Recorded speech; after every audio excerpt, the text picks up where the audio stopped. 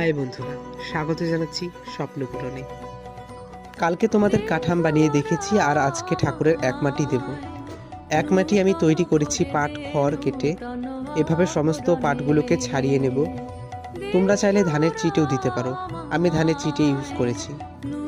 আমি যে মাটিটা ভিজিয়ে রেখেছিলাম সেটার সঙ্গে একটু আঠা মাটি মিশিয়ে নিয়েছি। এরপরে সমস্ত পাট খড় চিটে দিয়ে মাটিটাকে ভালো করে মিশিয়ে নেব।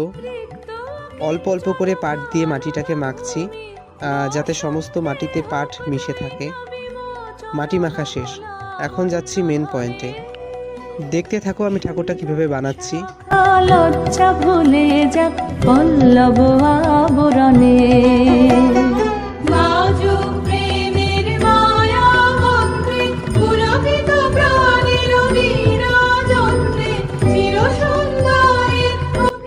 কালকে বলেছিলাম না যে নিচে ওটা কি বানাচ্ছি, এখন দেখে নিশ্চয়ই বুঝতে পারবে।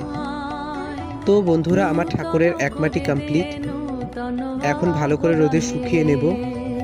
বাই, কালকে দেখা হচ্ছে ঠাকুরের দো মাটির ভিডিওতে।